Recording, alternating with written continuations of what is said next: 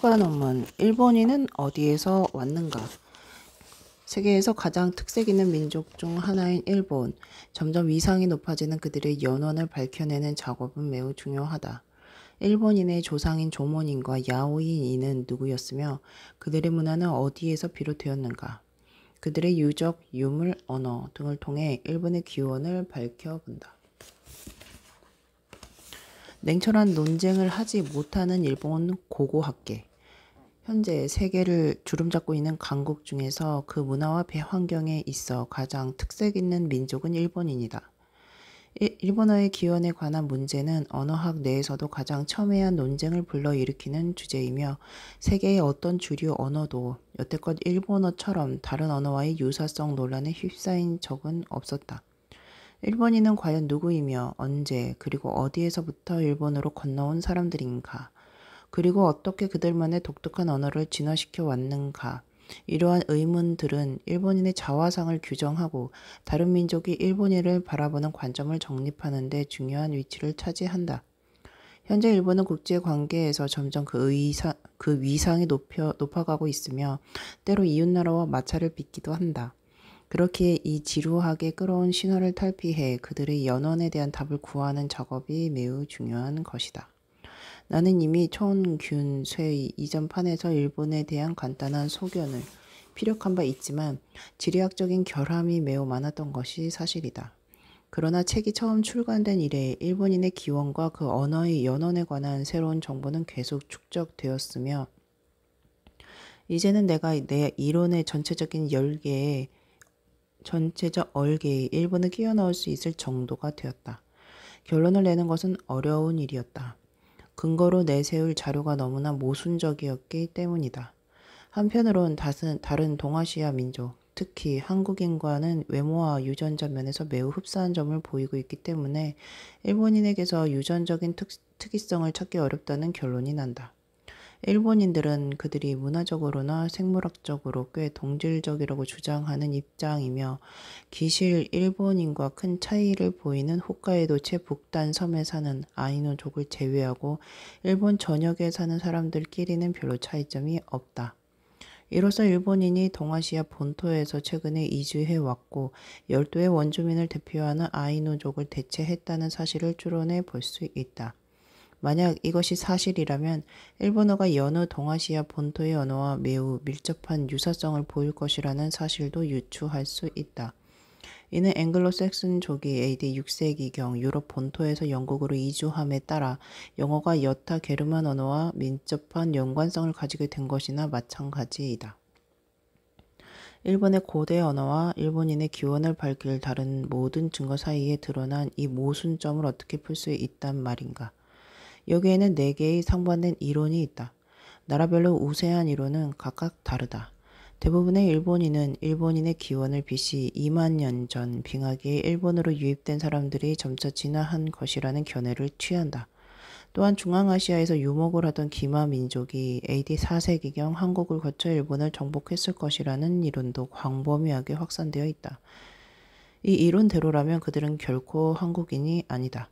반면 서구의 많은 고고학자와 한국인들이 선호하는 이론은 일본에서 보편적으로 수용되지 않았지만 일본인이 BC 400년을 전후해 한국에서 벼농사와 함께 이주한 자의 후손이라는 설이다.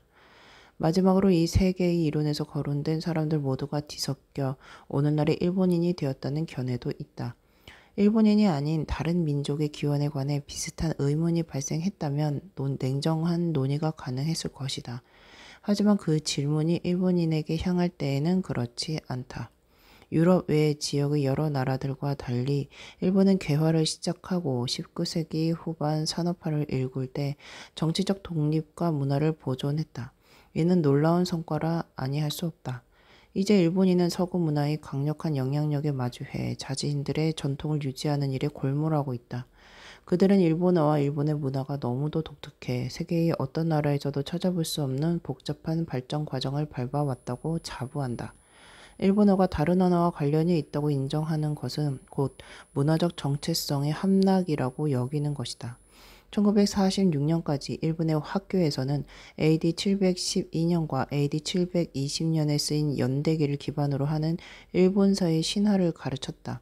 이 연대기는 창조신 이자나기의 왼쪽 눈에서 태어난 태양신 아마테라스가 손자인 니니기를 일본 규슈 지방에 내려보내 지상의 신과 결혼을 시켰다는 이야기를 담고 있다. 니니기의 증손자 진무는 신성한 새의 도움으로 그의 적을 무력화하고 BC 660년 일본의 첫 번째 왕이 되었다. 이 BC 660년이라는 연도와 일본 왕실에 등장한 최초의 역사적 기록 사이의 차이를 메우기 위해 연대기는 13명의 가공의 왕을 만들어내기에 이른다. 제2차 세계대전이 끝나기 전 일왕 히로히토는 마침내 일본인에게 본인이 신의 후손이 아니라는 사실을 공표했다. 그때까지 일본의 고고학자와 역사학자들은 왕이 신의 핏줄이라는 틀에 맞추어 역사를 설명해야만 했다. 오늘날에는 좀 더 자유롭게 해석할 수 있지만 여전히 제약은 남아있다. 일본에서 가장 중요한 고고학적 유적으로 AD 300년에서 AD 686년 사이에 세워진 158개의 거대한 고분군이 있다. 일본의 고대 왕가와 왕실의 유물이 보존되었을 것으로 추측되는 이 유적지는 여전히 왕실 유물관리소의 소유로 남아있다. 고분을 조사하는 것은 신성을 훼손할 수 있다는 이유로 금지되어 있고 이런 까닭에 일본 왕실의 기원을 연구하는 것 또한 부정적일 수밖에 없다. 그 기원은 한국일지도 모른다. 미국에서도 그들의 선조가 오늘날의 미국인과 관련이 없다고 고고학적 결론을 내리지만 일본에서는 어찌 되었건 옛 조상이 오늘날의 일본인으로 이어졌다고 믿는다. 그 결과 일본은 고고학 분야의 세계의 어떤 나라보다 많은 천문학적 예산을 투입하는 한편 고고학에 쏟는 대중의 관심도 높다. 매해 일본의 고고학자들은 유적지를 발굴하기 위해 1만 명이 넘는 인부와 5만 명의 현장 노동자를 고용한다. 그 결과 일본에서는 중국보다 20배나 많은 유적지가 발굴되었다. 수많은 유물이 거의 매일 텔레비전에 나오고 중앙 일간지 일면에 실린다. 현대 일본인의 조상이 밝혀내기 위해 과거의 일본으로 되돌아간 것이다. 유물을 설명하는 고고학자들은 일본의 옛 주거지가 다른 나라와 달리 오늘날까지 면면히 이어진다고 강조한다. 예를 들어 한 고고학자는 2000년 전의 유적지를 설명하면서 쓰레기 더미의 주목, 유적지에 살던 사람들이 한 곳에 쓰레기를 버린 것은 아주 먼 옛날부터 청결을 생활화한 결과고 이는 오늘날 우리 후손들에게 자부심을 주는 일이라 강의할 정도이다. 일본 고고학계가 냉철한 논쟁을 하기 힘든 이유는 과거에 대한 해석이 일본인의 현재 행동에 영향을 끼치기 때문이다. 동아시아 사람들 중 문화를 전달한 주체는 누구이며 누가 문화적으로 우월한가? 미개한 야만인은 누구이며 땅에 대한 역사적 당위를 내세울 수 있는 나라는 어디란 말인가? 예를 들어 일본과 한국에는 AD 300년에서 700년에 사람들이 왕래하고 물자를 교역했다는 고고학적 증거가 매우 풍부한데 일본에서는 이를 두고 일본이 한국을 점령했다는 증거이며 한국에서 노예와 장인을 보내온 것이라 해석한다. 그러나 한국에서는 한국이 일본을 점령했고 일본 왕실을 세운 이들은 한국인이라고 맞서는 식이다. 결국 일본이 1910년 한국을 합방했을 때 일본군의 수뇌부는 이 합방을 두고 상고시대의 합당한 질서가 회복되었다며 쪽배를 들었다. 그 후로 35년 동안 일본 점령군은 한국 문화를 말살하려 했고 한국인에게 자국어 대신 일본어를 배울 것을 강요했다. 일본에서 수세대에 걸쳐 살아온 한국인들은 여전히 일본 시민권을 획득하기 어렵다. 일본에는 16세기 일본이 한반도를 침략했을 때 기념으로 한국인 2만 명의 코를 베어 일본으로 가져가 묻은 코 무덤이란 게 있다. 한국인이 일본인이라면 질색하고 일본인이 한국인을 경멸하는 것도 무리는 아니다. 외관상 다분히 신비로워 보이는 고고학적인 논란이 어떻게 사람들을 흥분시키는지 한 가지 예를 들어보겠다. 역사서가 쓰이기 이전에 일본을 대표하는 유명한 유물이 있다. 도쿄 국립박물관의 국보로 소장되어 있는 AD 5세기 무렵의 에다 후나야마 검이 그것이다. 은으로 장식된 이 철제 검에는 일본에서 가장 오래된 문장 중에 하나가 새겨져 있다. 글은 위대한 왕과 신화, 그리고 초안이라는 이름이 한국인을 언급한다. 문장은 마모되고 유실되어 완전하지 못하며 대부분의 의미를 추측해야만 한다. 일본의 학자들은 전통적으로 유실된 글자가 8세기에 쓰인 일본 연대기에 기록된 미즈하와케 왕을 뜻한다고 풀이한다. 그런데 1966년 한국의 역사학자 김석형이 일본 학자들을 경악해 할 의견을 내세웠다. 유실된 글자 속 이름이 사실은 한국의 계로왕이고 이름이 기록된 신하는 일본의 일부를 점령한 한국의 봉신이라는 것이었다. 그렇다면 과연 무엇이 상고시대의 합당한 질서란 말인가? 오늘날 일본과 한국은 모두 경제 부국이 되었다. 그러나 대한해협을 사이에 둔 이 두 나라는 잘못된 신화와 참혹했던 과거라는 굴절된 렌즈를 통해 상대방을 바라본다. 이 대단한 두 나라 사람들이 서로의 공통점을 발견하지 못하고 계속 대립한다면 동아시아의 미래는 암울할 것이다. 일본인이 진정 누구이며 그들과 밀접하게 연관된 한국인과는 어떻게 갈라지게 되었는지 하는 문제를 바르게 이해하는 작업은 그들 사이의 공통점을 찾기 위한 기초가 될 것이다. 풍부한 식량이 나는 일본. 일본의 독특한 문화를 이해하기 위해서는 먼저 그 독특한 지리와 환경 여건에 대해 살펴봐야 할 것이다. 우선 일본은 지리학적으로 영국과 매우 유사한 특성을 보인다. 두 나라는 각각 유라시아 대륙의 동쪽과 서쪽에 위치한 군도이다. 그러나 이들 사이에는 미세한 차이가 존재한다. 일본은 영국보다 다소 크고 대륙으로부터 보다 멀리 떨어진 것이다. 일본의 총 면적은 약 37만 8천 킬로미터 제곱이다. 이는 영국보다 2배가량 큰 수치로 미국 캘리포니아의 면적과 거의 비슷하다. 영국은 프랑스 해안에서 겨우 35.4km 떨어져 있을 뿐이지만 일본은 아시아 본토, 한국에서 177km, 러시아 본토에서는 290km, 그리고 중국 본토에서 740km나 떨어져 있다. 결과적으로 역사를 통틀어 일본과 아시아 본토와의 관계보다 영국과 유럽 본토와의 관계가 밀접했던 까닭은 아마도 이 때문일 것이다. 예를 들어 서기 이후 영국은 유럽 본토로부터 4번 침략을 당했는데 일본은 단 한 번도 겪지 않았다. 한국이 역사 이전에 일본을 침략한 것이 아니라면 말이다. 1066년 노르만이 영국을 침략한 이래 영국은 매 세기마다 대륙에서 전쟁을 일삼았지만 일본군은 전 시대와 16세기 말에 한국을 침략한 일 외에는 19세기가 되기까지 아시아 본토를 침략한 적이 없다. 이러한 지리적 여건 때문에 일본은 더욱 고립될 수밖에 없었고 결과적으로 영국보다 독자적인 문화를 형성하게 된 것이다. 일본의 기후를 살펴보자. 일본은 연평균 강수량 4,064mm에 이르는 세계에서 가장 습한 지역이다. 더욱이 겨울에 비가 많이 내리는 유럽에 비해 일본의 비는 초여름에 집중된다. 높은 강수량과 여름의 집중호우 덕분에 일본은 같은 기후대의 여느 나라보다 높은 수확량을 보인다. 전체 농지의 절반가량이 산 아래 토지를 따라 흘러넘치는 강물의 퇴적물이 유입된 비옥한 토지로 여기에서 고산층의 노동 집약적 벼농사를 짓는다. 일본 국토의 80%는 농사에 적합치 않은 산지이고 식량 생산지는 14%뿐이어서 식량 생산지 1km 제곱당 일본의 인구 밀도는 영국의 8배에 이른다. 기실 협소한 식량 생산지 비율 때문에 일본은 세계에서 가장 인구 밀도가 높은 사회를 형성한 것이다. 일본에서는 집중호우 때문에 벌목을 한다 해도 산림이 빠르게 복구된다. 수천 년간 높은 인구 밀도를 유지한 땅임에도 불구하고 70%의 국토가 여전히 숲으로 뒤덮여 있기 때문에 일본을 찾는 사람들은 일본이 노급이 우거진 나라라는 인상을 받게 된다. 숲의 비율이 높다는 것은 바꿔 말하면 천연 목초지나 목장이 없다는 뜻이기도 하다. 일본에서는 전통적으로 돼지를 식용으로 길러왔다. 양과 염소는 드물고 소는 쟁기질을 하고 수레를 끌기 위해서이지 식용으로 기른 것이 아니다. 그래서 일본산 소고기는 1kg당 200달러 이상에 팔리는 고급 식재료로 자리 잡았다.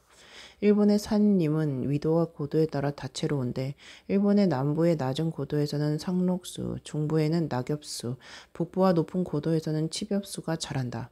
선사시대에는 호두나 밤, 도토리, 침엽수나 너도밤나무 열매 등을 딸 수 있는 과실나무가 인간에게 매우 유용했다. 숲과 마찬가지로 일본의 강줄기는 사람들에게 많은 먹거리를 제공했다. 호수나 강, 연안해, 서쪽의 동해, 동쪽의 태평양에서는 연어, 송어, 참치, 정어리, 고등어, 청어, 대구를 잡을 수 있었다. 오늘날 일본은 세계에서 어획량이 가장 많은 나라로 손꼽힌다. 어종의 종류도 다양성만큼이나 그 소비량도 많다. 또한 조개나 굴, 기타 각각류가 풍부하고 게, 새우, 가재, 해조류도 많이 잡힌다. 이렇듯 비옥한 토지와 풍부한 수량, 그리고 어종이 풍부한 바다는 일본의 선사시대를 이해하기 위한 중요한 열쇠가 된다. 일본인의 조상은 누구인가? 일본인의 기원을 고고학자가 수집한 증거로 논하기 전에 먼저 생물학과 언어학, 옛 초상화, 기록된 역사 등을 통해 살펴보자. 익숙한 이 네 가지 유형의 증거물들 사이의 모순점이야말로 일본인의 기원에 관한 논쟁을 과속화하는 원인이 되기 때문이다. 일본은 서남쪽에서 북동쪽으로 이어지는 규슈, 시코쿠, 혼슈, 그리고 홋카이도의 4개의 섬으로 이루어져 있다. 19세기에 다수의 일본인들이 이주하기 전까지 홋카이도는 역사적으로 아이누족이 주로 거주하던 지역이었다. 아이누족은 일본인이 다른 3개 섬에 모여 살 때 주로 수렵채지 생활을 하면서 제한적으로 농사를 지으며 살았다. 일본인은 유전자와 두개골 형태뿐 아니라 외모까지 다른 동아시아 지역, 즉 중국 북부나 시베리아 동부, 특히 한국에 사는 사람들과 흡사하다. 심지어 내가 알고 있는 일본인, 한국인 친구들 말에 따르면 슬쩍 얼굴만 봐서는 그들도 가끔 서로 한국인인지 일본인인지 구별하기 힘들다고 한다. 아이누족 이야기로 다시 돌아가자. 아이누족은 독특한 외모 때문에 지구상 어떤 민족보다도 유전자와 관련된 많은 글이 남아있다. 아이누족 남자들은 누구나 덥수룩한 턱수염이 나며 몸에도 털이 굉장히 많다. 아이누족은 지문이나 귓밥의 형태 등 여러 유전적 형질을 고려할 때 어떤 수단을 썼는지는 모르겠지만 유라시아 대륙을 가로질러 일본에 정착한 코카서스 인종에 속한다는 결론이 나온다. 그러나 아이누족의 전반적인 유전자 조합을 보면 다른 동아시아의 사람들이나 일본인, 한국인, 오키나와인과의 관련 또한 엿보인다. 아마도 그들의 독특한 외모는 아시아 본토로부터 이주해 열도 안에 고립된 후 자웅 선택을 하는 과정에서 상대적으로 매우 적어진 유전자와 연관이 있을 것이다. 독특한 외모와 수렵채집 생활 방식 때문에 아이누족이 종종 고대 일본에서 수렵채집 생활을 하던 이들의 후손으로 해석되기도 한다. 이 설에 따르면 일본인은 좀 더 최근에 와서야 아시아 본토로부터 유입되었다는 것이다. 그러나 이러한 관점은 일본의 특성을 설명하는 데 있어서는 적합하지 않다. 사람들에게 일본어와 조목조목 닮은 다른 언어가 있을까 하고 물으면 모두들 고개를 가로저을 테니 말이다.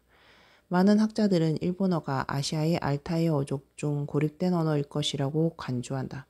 알타이 어족에는 터키어, 몽골어, 시베리아 동부의 퉁구스어가 포함되는데 한국어도 대개 이 어족의 고립어로 간주된다. 어족 중에서 일본어와 한국어는 어쩌면 다른 알타이족 언어보다도 서로 밀접한 관계를 맺고 있을지도 모른다. 그러나 일본어와 한국어 사이에 나타나는 유사성은 보다 상세하게 공유하는 문법이라든가 프랑스어가 스페인어로 연결될 때 나타나는 어휘의 유사성과 같은 차원이 아니라 일반 문법 체계와 기본 어휘를 약 15% 정도 공유하는 데 그친다. 만약 일본어와 한국어가 정말로 관계가 깊다고 한다면 15%뿐인 공유 어휘는 이 두 언어가 5천년도 전에 서로 분리되기 시작했다는 점을 시사한다. 프랑스어와 스페인어가 분리된 것은 2000년도 채 안 되지만 말이다. 아이누어와 일본어의 관계는 더욱 의심스럽다.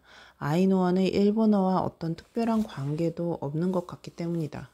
생물학과 언어학적 고찰에 있어 일본인의 기원에 관한 세 번째 증거로 고대의 초상을 들 수 있다. 일본 정착자들의 외모를 유추할 만한 가장 초기 유물은 1500년대인 무덤들 주위에 서 있는 한이와 일본에서 고분 시대부터 무덤 위와 주위에 놓아둔 토용이라 한이와라 불리는 입상들이다. 특히 눈 모양을 볼 때 이 상들이 확실히 현대 일본인이나 한국인 같은 동아시아인을 묘사했다는 사실을 알 수 있다. 턱수염이 덥수룩한 아이누 인간은 전혀 닮지 않은 것이다. 만약 일본인이 홋카이도 남부까지 아이누인을 대체해 살게 된 것이라면 이는 AD 500년 전에는 이루어졌어야 한다. 1615년 일본인은 홋카이도에 무역 거점을 세웠고 그 후로 그들은 백인 미국인이 인디언 원주민에게 했던 방식 그대로 홋카이도의 아이누인을 상대했다. 아이누인을 정복하고 보호구역에 몰아넣고 무역 거점에서 일하도록 종용했으며 일본인 식량 생산자를 위해 땅을 빼앗았다. 저항에는 죽음이 따랐다. 일본이 1869년 홋카이도를 점령했을 때 일본인 선생들은 아이누 문화와 언어를 말살하기로 결의했다. 오늘날 아이누어는 실제로 소멸해 버렸으며 아마 순수 아이누인도 없을 것이다. 일본에 대한 최초의 기록은 중국 연대기에서 발견할 수 있다. 중국은 이미 오래전부터 한국과 일본에 전해진 문자를 발전시켜 왔기 때문이다. BC 108년에서 AD 313년까지 중국은 한반도 북부 지방을 점령했고 일본과 사절을 교환했다. 그 결과 중국인들은 주위 여러 민족을 동이로 불렀으며 일본은 외라는 이름으로 표기했다. 당시 외는 100여 개의 소국으로 나뉘어 전쟁을 일삼고 있었다. AD 700년 이전에는 일본과 한국인에 대한 기록이 극히 일부만 보존되어 있으나 AD 712년과 720년 일본에서 본격적으로 연대기를 작성했고 한국도 뒤를 이었다. 일본과 한국의 연대기를 들춰보면 초기 역사를 복원한 초기에는 지배 가문의 영하와 통치를 위해 열심히 사실을 조작했다는 사실을 알 수 있다. 이를테면 일본인들이 자신들의 왕을 태양신 아마테라스의 후손으로 설명하는 시기다.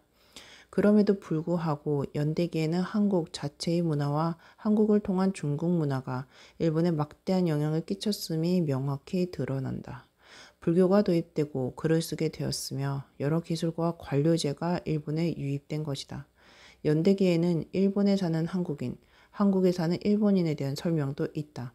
한국이나 일본의 역사학자들은 서로가 서로를 점령했다는 식으로 해석하고 있지만 말이다. 일본의 토기가 불러일으킨 충격. 지금까지 우리는 문자로 기록을 남기기 이전의 시대의 일본에 도착한 일본인의 조상에 관해 살펴보았다. 생물학적인 차원에서 보면 최근에 정착했을 거라는 생각이 들지만 언어를 보면 적어도 5천년 전일 것이라는 논의도 했다. 이제 이 퍼즐을 맞추기 위해 고고학적 증거로 되돌아가 보자. 세계 어느 곳보다도 독특한 일본의 고대 사회를 엿볼 수 있을 것이다. 오늘날 일본과 동아시아 해안가는 얕은 바다로 둘러싸여 있다. 그러므로 빙하기에는 마른 육지였을 테고 바닷물은 빙하 속에 갇혀 수위는 현재보다 약 150m 아래였을 것이다. 그 시기 일본의 최북단섬 홋카이도는 오늘날 사할린 섬에서 러시아 본토로 이어지는 곳을 잇는 다리 역할을 했고 일본의 남쪽 끝에 위치한 규슈는 한반도 남쪽을 오늘날의 대한해협을 통해 다른 섬과 이어주는 다리였다. 일본의 모든 섬은 서로 연결되어 있었고 지금의 황해와 동중국해는 중국 본토까지 육지로 확장되어 있었다. 그러니 메머드가 다리처럼 이어진 육지를 통해 일본으로 걸어 들어갔고 그 무리에 현재 일본의 곰이나 원숭이의 조상뿐 아니라 고대 인류의 조상도 포함되었을 것이라는 가정도 생각해 볼 수 있는 것이다. 석기는 50만 년 전에 사용되기 시작했다. 일본 북부 지방에서 쓰던 고대의 석기는 시베리아와 중국 북부 지방의 그것과 흡사하다. 그러나 일본 남부의 것은 한국의 중국 남부 지방의 것을 닮았고 이는 북쪽과 남쪽에 걸친 두 개의 다리가 모두 사용되었다는 점을 시사한다. 빙하기의 일본은 살기 좋은 곳이 아니었다. 영국이나 캐나다처럼 빙하로 완전히 뒤덮던 것은 아니지만 일본은 춥고 메말라 인간이 먹고 살만한 작물이라고는 하나도 없는 수풀투성이 땅이었다. 빙하기의 일본인들은 이런 환경을 개척하면서 성숙해졌을 것이다. 그들은 3만 년 정도 전에 뗀석기 대신 날카로운 간석기를 발전시킨 최초의 인류 중 한 무리였다. 영국 고고학계에서는 간석기의 발명이야말로 구석기에서 신석기로 향하는 거대한 문화적 진보를 낳은 수단이라고 설명하는데 그런 석기는 영국에서 식량 생산 문화가 시작하던 7천여 년 전까지 찾아볼 수 없었다. 약 13,000년 전 세계의 빙하는 급속도로 녹기 시작했고 일본도 좀 더 살기 좋은 곳으로 변했다. 기후, 강수량, 습도 등 모든 것이 증가했다. 작물의 생산성은 오늘날의 일본 수준으로 높아졌고 빙하기 때 일본 남부 지방에만 분포했던 견과류를 맺는 낙엽수는 북부 침엽수림이 있던 곳까지 영역을 넓혔다. 인간에게 유용한 생산적인 산림으로 변한 것이다. 높아진 해수면은 육지로 이어진 다리를 덮어버려서 이제까지 땅이었던 곳은 얕은 바다가 되었다. 일본은 이제 아시아 대륙의 일부에서 거대한 군도로 탈바꿈한 것이다.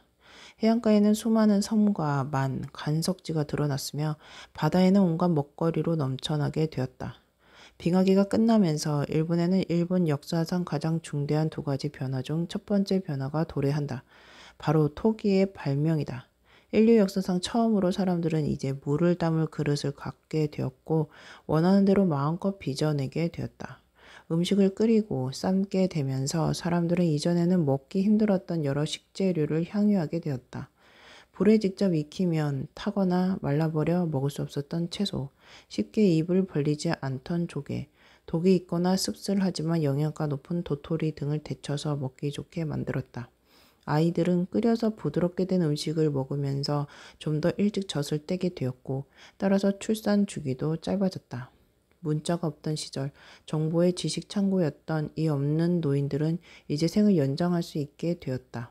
토기가 촉발시킨 이 모든 결과로 인해 인구가 폭발적으로 늘었고 일본의 인구는 몇천 명 수준에서 25만 명 정도로 급상승했다. 당연한 말이겠지만 일본인들이 토기를 만들어 쓴 유일한 고대인은 아니었다. 토기는 그 옛날 인류가 다양한 시기와 장소에서 독자적으로 발명한 유산이다. 그러나 세계에서 가장 오래된 토기는 일본에서 약 12,700년 전에 만들어진 것으로 알려져 있다.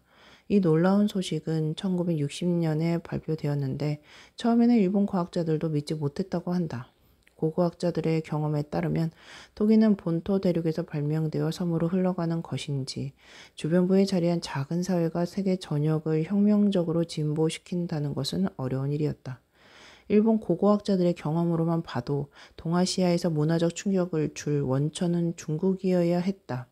식량 생산이 그랬으며 문자가 그랬다. 금속을 다루는 기술이라든지 등과 기타 중요한 모든 발명은 중국에서 나왔다. 일본에서 최초의 토기가 출토된 지 40년이 흘렀지만 고고학자들은 아직도 탄소 14 연대 측정의 충격에서 헤어나오지 못하고 있다. 일본의 것을 제외하면 다른 초기의 토기들은 중국 아니면 러시아 동부 블라디보스톡 부근에서 발견되었다. 아시아의 고고학자들은 일본의 기록을 깨기 위해 노력하고 있다. 그러나 일본 토기는 비옥한 초승달 지대나 유럽의 것보다 1000년이나 오래된 것이고 여전히 세계 기록을 세우고 있다. 섬나라 사람들의 문화는 그 수준이 우월한 대륙으로부터 학습된 결과라는 편견이 있지만 일본의 토기가 불러일으킨 충격은 그런 편견에서 벗어나게 했다. 더불어 일본이 처음으로 생산한 한 토기는 확실히 수렵 채집민의 유산일 텐데 이 또한 기존 견해를 뒤흔드는 일이 아닐 수 없다. 대개 토기는 정주 생활을 하는 사회에서 나오는 법이다. 유목민들은 이동을 할 때마다 아기도 챙겨야 하고 무기류를 운반해야 하는데 무슨 이유로 무거운 토기까지 사용하겠는가? 따라서 수렵 채집민은 대개 토기를 쓰지 않는다. 세상의 모든 정주 문화권은 식량 생산을 채택한 지역 외에는 없다. 그러나 일본의 자연 환경은 너무나 풍요로웠고 사람들이 정착해 토기를 만들어 쓴 곳은 일부에 지나지 않을 뿐 여전히 생활의 중점은 수렵 채집이었다. 집약적인 농경을 시작하기 전 일본인들은 토기가 있었기에 1만여 년이 넘게 보다 많은 식량을 얻기 위해 자연을 활용할 수 있었다. 그러나 비옥한 초승달 지대에서는 농경을 시작하고 나서 천여 년이 흐르기 전까지 토기를 쓰지 않았다. 고대 일본인이 만든 토기가 오늘날의 것보다 기술적으로 단순한 것은 당연하다. 바퀴가 아닌 손으로 만들었고 가마가 아닌 야외에서 굽고 상대적으로 낮은 온도의 불이었기에 매끈할 수 없었다. 그러나 시간이 흐를수록 각 시대의 표준에 맞는 여러 예술적 형태를 지닌 토기를 빚을 수 있었다. 토기가 굽기 전에 진흙 위에 새끼줄을 굴리거나 눌러 장식을 낸 것도 많아졌다. 일본인들은 이를 두고 새끼줄 무늬라는 뜻의 조몬이라 부르는데 이 용어는 후일 토기뿐만 아니라 토기를 만든 옛 일본인들과 토기를 발명한 시기부터 소멸한 약 10,000년 후까지의 시기를 지칭하는 말이 되었다. 최초의 조몬 토기는 12,700년 전 일본 남단의 섬 규슈에서 출토되었다. 그 후 토기는 북쪽으로 전파되어 9,500년 전쯤 오늘날의 도쿄 일대로 퍼졌으며 최북단 홋카이도에는 7,000년 전쯤 당도했다. 토기의 북상 과정은 견과류가 풍부한 낙엽수의 북상과 시기를 같이 하는데 식량이 많아지면서 정주 생활과 토기가 폭발적으로 늘어났다는 가정이 가능하다. 재차 강조하지만 일본 남부에서 발명된 토기와 그 전파, 초기 조몬 토기의 형태 등은 일본 전역을 통틀어 꽤 통일된 형태를 취한다. 시간이 흐름에 따라 일본 지역의 특색이 가미된 10여 가지의 토기가 일본 열도 2,400km에 걸쳐 발전한 것이다.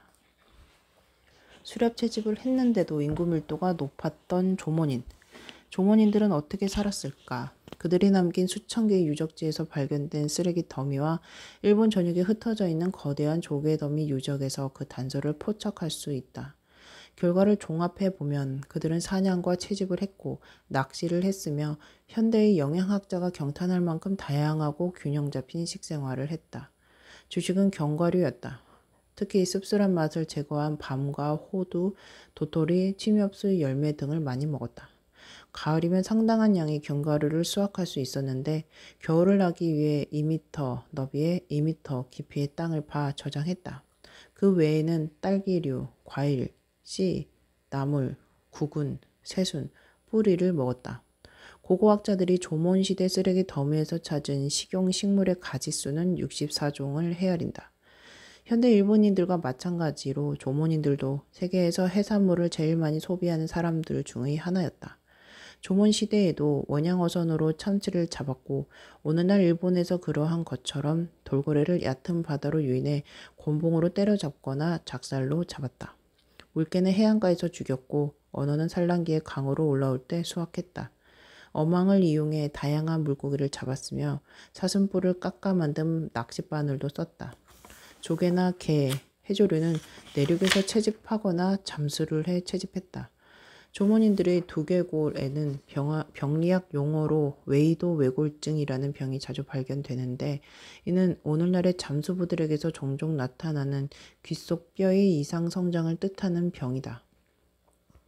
짐승 중에는 야생 멧돼지와 사슴이 주된 사냥감이었고 이어서 사냥과 곰이 뒤따랐다. 이들은 구덩이를 파 함정을 만들거나 활을 쏘거나 사냥개를 풀어서 잡았다. 조몬시대의 돼지뼈는 해안가에서 조금 떨어진 곳에서 주로 발견되는데 그곳은 돼지가 자생하는 곳이 아니어서 조몬인이 돼지를 가축으로 사육하는 실험을 한 게 아니냐는 추측을 낳고 있다. 조몬인을 둘러싼 가장 첨예한 논쟁 중의 하나는 그들이 식량 생산에 기여했느냐는 것이다. 조몬 유적지에는 종종 일본에서 야생 상태로 자생하는 식용식물의 잔해가 발견된다. 이것들은 오늘날에도 수확할 수 있는 것으로 팥, 녹두, 기장 등이다. 조몬시대 유적에서 발견된 곡식들은 형태가 온전히 남아있지 않아 야생에서 채집한 것인지 의도적으로 기른 것인지는 알 길이 없다. 유적지에는 일본 자생종은 아니지만 식용 가능하고 유용한 식물 종자도 발견된다. 메밀, 참외, 호리병박, 대마, 시소 등인데 아시아 본토에서 그 가치를 소개하기 위해 전해졌을 것이다. BC 1200년경 조몬시대 말기 즈음에서는 쌀, 보리, 조, 수수 등이 재배되기 시작했다. 이 놀라운 단서들은 모두 조몬인들이 화전을 시작했다는 증거이지만 주요 경작 방식은 아니었다. 지금껏 언급한 음식 모두는 조몬시대 일본 전역에서 실제 먹던 것이다. 그렇지만 견과류가 풍부한 일본 북부의 산림에서는 물개사냥과 낚시와 더불어 구덩이에 저장하던 견과류가 특히 중요했다. 견과류가 부족한 남서부 지방에서는 조개가 좀 더 중요한 먹거리였다고 생각된다. 이렇듯 지역에 따른 차이가 있다고는 해도 조몬 사회에서 다양한 먹거리를 향유한 것은 사실이고 조몬인 개개인의 식단 또한 다채로웠다. 예를 들어 조몬인들은 음식이 남으면 이를 보존해 밤과 호두가루, 사슴고기나 피, 다양한 종류의 새알 등을 섞어 오늘날로 치면 고단백 쿠키나 햄버거 같은 요리를 만들어 먹었다.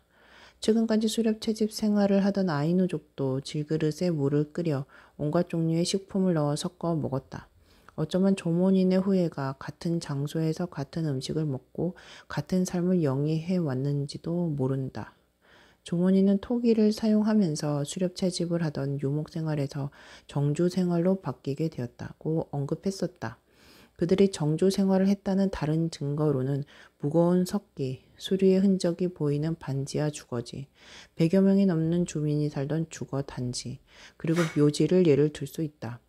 오늘날의 수렵 채진민은 몇 주마다 한 번씩 주거지를 이동한다. 따라서 아주 간단한 형태의 집을 짓고 이동할 때는 쉽게 가져갈 수 있는 물품만 남기고 모두 태워버리는 삶을 반복한다. 이는 유적지에서 발견된 증거로 밝혀진 조문식 생활 양식과 매우 다른 모습이다. 조문인의 정주 생활 양식은 중심지로부터 짧은 거리 안에 내륙, 산림, 강, 해안, 만, 대양 등 풍부한 자원을 제공하는 각종 동식물들의 서식지들이 다양하게 존재했기에 가능했던 것이다. 조문인은 수렵 채진민 중에서 유래를 찾을 수 없을 정도로 인구 밀도가 높은 곳에서 살았다. 특히 견과류가 풍부한 숲과 연어가 많은 강이 있고 먹을 것이 많았던 바다가 있던 일본 중부와 북부에 몰려 살았다. 조선시대 일본인은 대략 25만 명을 헤아린다고 하는데 이는 오늘날의 일본인과 비교하면 물론 적은 수치지만 수렵 채집을 하던 시대라는 점을 감안하면 놀라울 정도이다. 오늘날 조문인과 가장 비슷하게 생활하는 사람들은 태평양에 면한 캘리포니아 북서부 해안가에 사는 미국 인디언인데 견과류가 풍부한 숲이나 언어의 회기천, 먹을 것 많은 바다가 생활 터전이라는 점에서 흡사하다. 아마도 인간 사회의 수렵적 진화를 여실히 드러내는 사례가 아닐까 싶다. 지금까지 조문인들이 이룬 성과에 대해 이야기했지만 반대로 그들에게 부족했던 점도 확실히 알아야 할 필요가 있다. 그들은 집약 농경을 하지 못하고 미숙한 시도를 해보는데 그쳤다. 개를 기르지 않았으며 이렇다 할 가축도 없었다. 금속 도구를 사용하지 않았고 글도 없었으며 옷감을 짜지도 않았다. 종원인이 살던 마을과 무덤가에는 화려하게 장식된 집도 무덤도 없었다. 사회계층은 아주 미미하게 분화되었으며 족장이나 지도자는 없었던 것으로 추측된다. 이 모든 부정적 요소는 일본에서 불과 수백 킬로미터 떨어진 중국 본토와 한국의 당시 상황과 대조적이었고 그리하여 일본은 BC 400년 이후 대변혁의 물결에 휘말리게 된 것이다. 당시의 동아시아 사회에서 독특한 특징을 보인 일본의 조문시대지만 완벽하게 고립되어 있던 것은 아니다. 토기와 흑요석의 전파를 보면 조문의 수상생활 도구가 현재 도쿄에서 300km 남짓으로 떨어진 이즈섬까지 이어졌음을 알 수 있다. 조문이는 토기, 흑요석, 낚싯바늘을 이미 앞에서도 언급한 아시아 본토선 곡물이 대여섯 가지 교환되었던 것과 유사하게 한국과 러시아, 오키나와와 교환했다. 조문일본을 연구하는 고고학자들이 조문인이 중국에서 직접 수입했다는 증거를 발견한 적은 별로 없지만 그 후로 전개된 일본사에 중국이 끼친 영향은 실로 막대하다. 후세대와 비교할 때 조문 일본이 갖는 의의는 그들이 외부 세계와 어떤 접촉을 했다는 사실이 아니라 오히려 조문 사회에 외부 세계가 끼친 영향이 매우 적다는 데 있다. 조문 일본은 외부와 차단되어 만년이란 시간 동안 놀라울 정도로 변한 게 없는 우주의 완고한 축소판이었다. 너무도 쉽고 급격하게 변하던 당시 세계에서 안정을 지켜낸 하나의 섬이었던 것이다. 그 당시의 관점에서 조문 사회의 특이점을 고찰하기 위해서는 일본에서 서쪽으로 수백 킬로미터 떨어진 아시아 본토의 사회가 어떠했는지를 알아야 한다. BC 400년경 조문의 생활 양식이 막바지에 치닫던 대로 돌아가 보자. 당시 중국은 부유한 엘리트 계층과 가난한 평민으로 이루어진 여러 왕국으로 구성되어 있었다. 취락은 성벽으로 둘러싸여 있었고 막 정치적인 통일을 이뤄 세계에서 가장 넓은 제국을 형성하려 했던 무렵이었다. BC 7500년 초엽 중국 북부에서는 기장을 남부에서는 벼를 기반으로 한 집약 농경이 발전했고 돼지와 닭, 물소 등도 사육했다. 그때 중국은 글을 쓰기 시작한 지 이미 900년이 지난 후였으며 금속 도구를 쓴 지도 1500년이나 된 무렵이었다.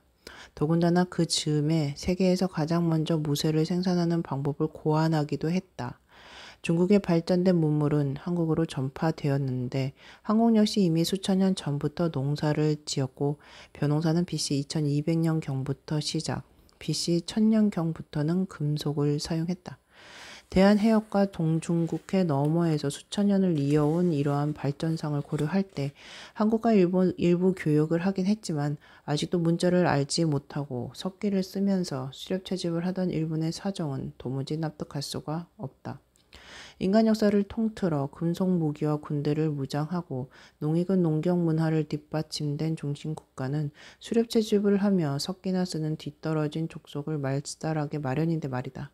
그런데 어떻게 조mon인들은 그토록 오래 살아남을 수 있었던 것일까? 이 모순에 대한 답을 이해하려면 한 가지 사실을 기억해야만 한다. BC 400년이 될 때까지 대한해협 연안에 살던 농사꾼들은 수렵채집민들보다 부유하기는커녕 오히려 가난했던 것이다. 또한 중국은 조mon인들과 직접 교역을 하지 않았다. 조mon이 중국과 교역을 할 때는 늘 한국을 통했다. 한편 따뜻한 중국 남부지방에서 기르던 벼는 그보다 훨씬 서늘한 한국을 향해 천천히 북상하며 전파되었다. 이삭이 추위에 적응하도록 개량되기까지는 많은 시간이 소요되었다. 한국의 초창기 벼 농사는 물을 댄 논이 아니라 마른 땅에서 했으며 결과적으로 한국의 초기 농업 생산량은 조문의 수렵 채집에 견줄 바가 못되었다. 조문인들은 그러한 현실을 알면 알수록 한국의 농업을 받아들여야 할 어떤 매력도 느끼지 못했을 것이다. 한국의 가난한 식량 생산자들 역시 굳이 농사를 일본에 전파하려 하지 않았을 것이다. 그러나 이제 보게 되듯이 풍요로웠던 조mon인의 생활은 급작스럽고 극적으로 변하게 된다. 한반도에서 전래한 생활 양식이 일으킨 변화. 12,000년경 규슈에서 토기를 발명했으며 그 결과 조mon인들이 급격히 늘어나게 된 것이 일본사의 결정적인 두 가지 변화 중 첫 번째라고 앞서 언급했다. 두 번째 결정적인 변화는 BC 400년경 한반도 남부로부터 도래한 새로운 생활 양식과 함께 두 번째 인구 폭발을 경험하며 촉발되었다. 이 두 번째 변화는 일본인이 누구냐는 질문에 매우 답하기 힘들게 만드는 부분이다. 과연 조mon인은 한국에서 온 이주민으로 대체된 것일까? 아니면 일본 원주민인 조mon인이 그대로 일본 사회를 지배하면서 새롭고 유용한 기술을 배워온 것에 불과할까? 새로운 생활 양식은 일본의 남서부 끝자락에 위치한 규슈의 북쪽 해안에서 처음 나타난다. 이곳은 한국과 대한해협을 두고 바로 맞닿아 있는 곳이다. 새로운 요소 중에서 가장 중요한 것은 일본에서 처음으로 철기가 이용되고 농경문화가 확고히 자리 잡았다는 것이다. 물을 댄 논에서 벼를 경작하기 시작했으며 수로와 댐, 제방관원을 완벽히 갖추었다. 고고학자들은 벼의 잔유물을 출토했으며 1884년 도쿄 지구에서는 처음으로 특유의 토기를 확인한 후 이 새로운 생활 양식의 야오이란 용어로 명명했다. 조문 토기와 달리 야오이 토기는 동시대의 한국산 토기와 매우 유사한 형태를 보이고 있다. 야오이 문화의 많은 요소들은 확실히 한국적이었으며 일본의 이전 시대와 상당히 동떨어진 것이었다. 동제 물품, 직조기술, 유리구슬, 땅에 묻는 쌀 저장 항아리, 죽은 사람을 독에 넣어 묻는 풍습, 한국식 도구와 집 등이 그 예이다. 야오이 시대의 가장 중요한 작물은 벼였지만 일본에 처음으로 소개된 27종의 곡류와 완벽히 가축화된 돼지 역시 이 시대의 특징적인 산물이다. 야오이 시대의 식량 생산자들은 여름에는 물을 댄 논에서 경작하고 겨울이 되면 마른 그 땅에서 기장, 보리, 밀 등을 재배해 이무작을 했다. 집약 농경 체제의 높은 수확량은 규슈 지방의 급작스러운 인구 증가로 이어졌다. 조문 시대가 야오이 시대보다 14배나 길게 지속했음에도 불구하고 고고학자들은 규슈 지방에서 야오이 유적지를 훨씬 더 많이 발굴했다. 야오이 문화의 급격한 발전. 야오이 농경 문화는 즉각적으로 규슈에서 인접한 주요 섬인 시코쿠와 혼슈로 전해졌다.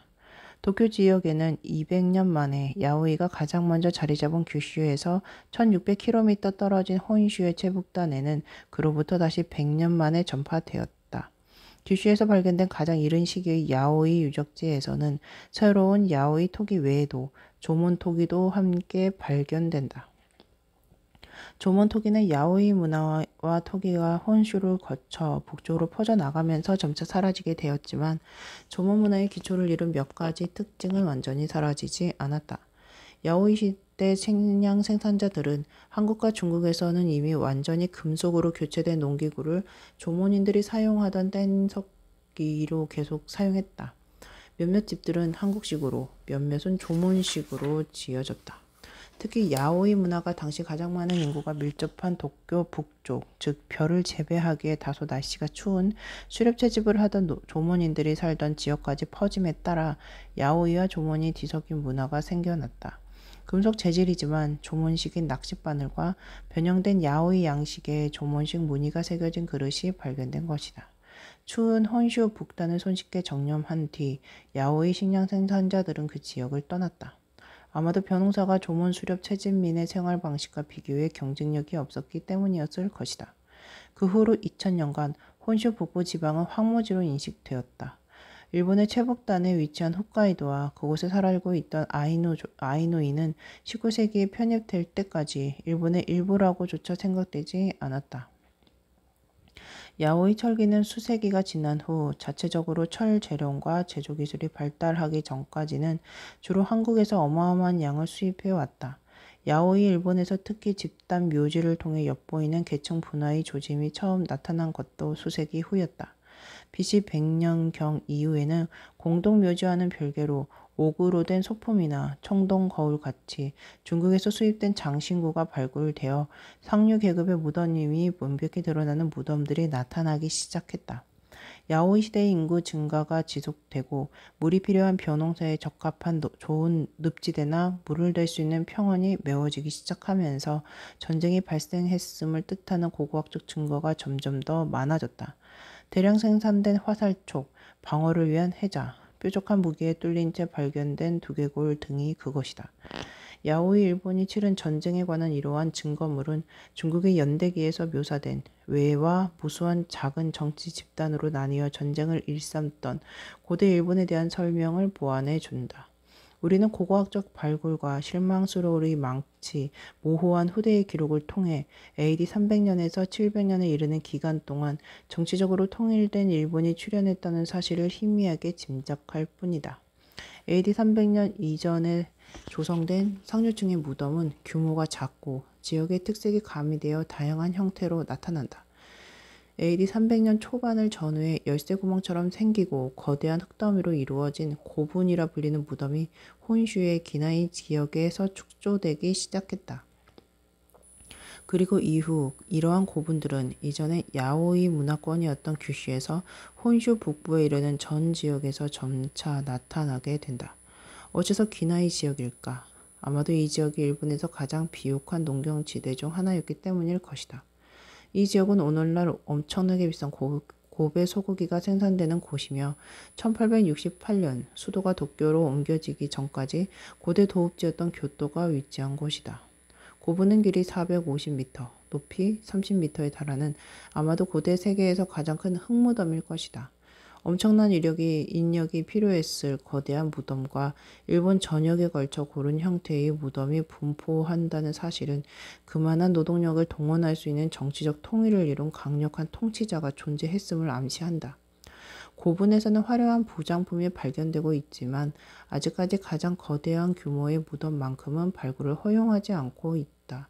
그 무덤들에는 일본 왕실의 조상들이 묻혀있을 가능성이 높기 때문이다.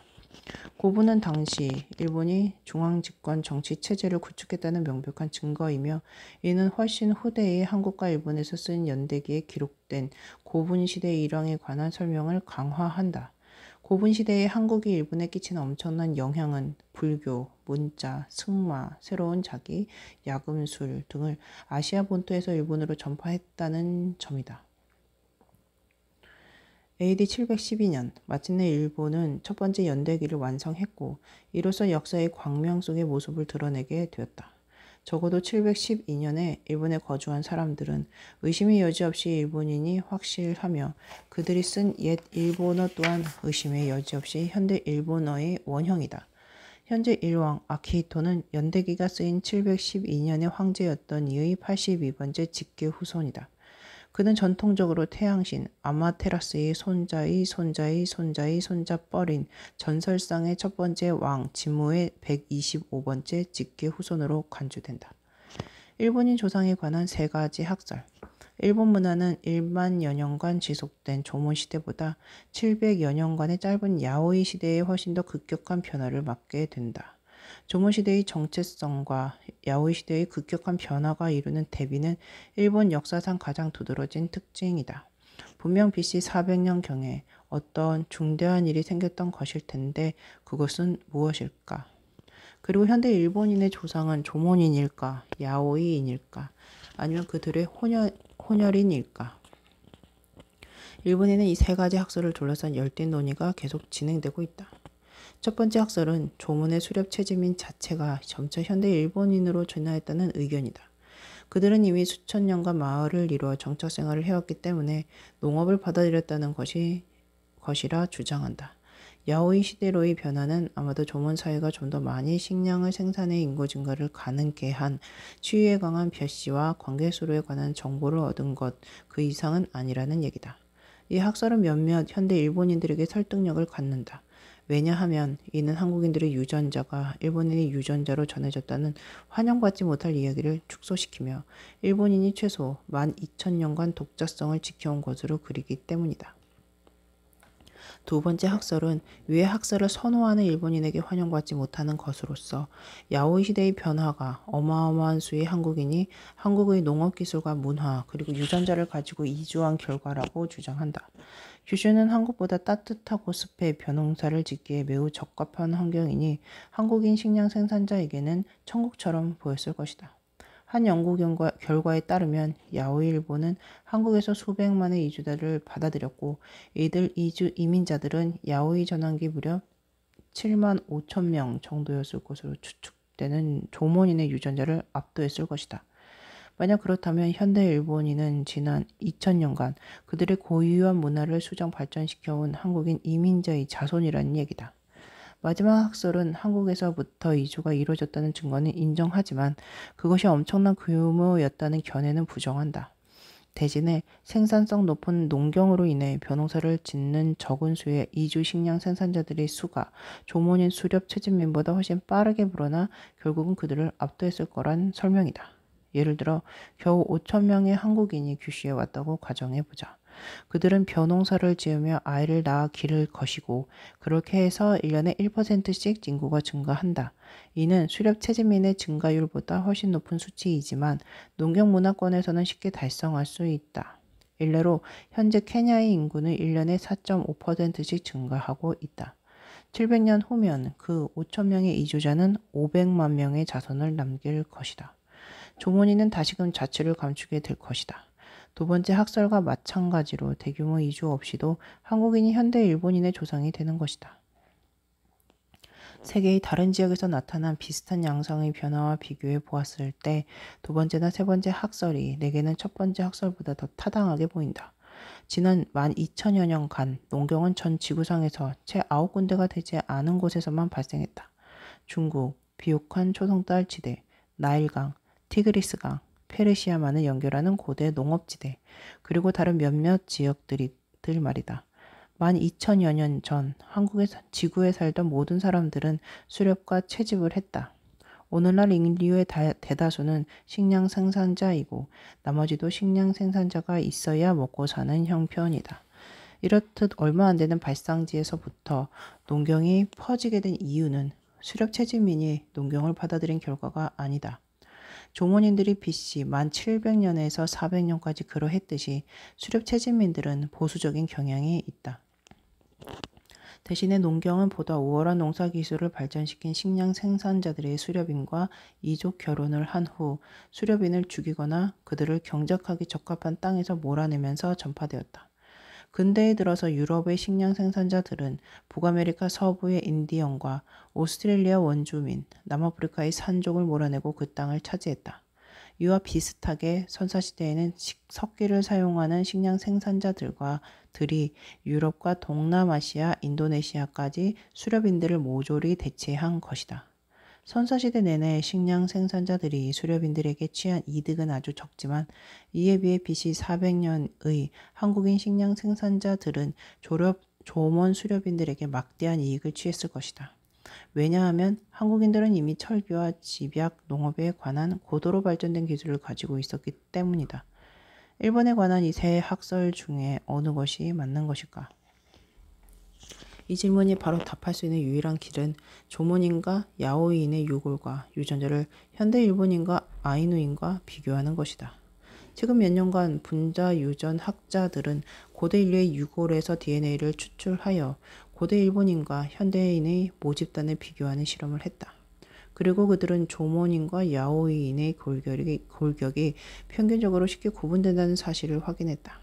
조몬인들은 키가 작은 편이고 상대적으로 아랫팔이 길며 다리가 짧다. 둥글넓적한 얼굴은 눈 사이가 멀고 눈두덩이 두드러지게 솟아오른 데다 코와 코마루가 뚜렷한 얼굴 지형도를 그릴 수 있다. 야오이인은 조모닌보다 평균 3에서 5cm가량 더 크고 얼굴은 길고 좁았으며 눈 사이가 멀고 눈두덩과 코는 평평했다. 몇몇 야오이 유골은 여전히 조모닌과 비슷한 모습이었지만 그것도 조몬과 야오이 변천에 관한 어떤 이론에서도 예상할 수 있는 바다. 그러나 고분 시대에 이르러서는 아이누인을 제외한 모든 일본인의 골격이 같아지며 현대 일본인 및 한국인과 닮은 형태로 나타난다. 이런 관점에서 볼 때 조문인의 두개골은 현대 일본인과 다르고 현대 아이누인과 가장 유사하다고 할 수 있을 것이다. 반면 야오이인의 두개골은 현대 일본인과 가장 닮았다. 현대 일본인이 한국인과 비슷한 야오이인과 아이누인과 비슷한 조몬인의 혼혈이라는 가정하에서 유전학자들은 이 두 유전자 그룹의 상대적인 구성 비율을 계산하려 시도한다. 결론은 한국인, 야오이인 쪽이 우세하다는 것이다. 아이누인, 조몬인의 유전자는 한국인의 이주자들이 가장 많이 도착하고 조몬인의 인구가 가장 적었던 일본 서남부에서 제일 희박하게 나타났다.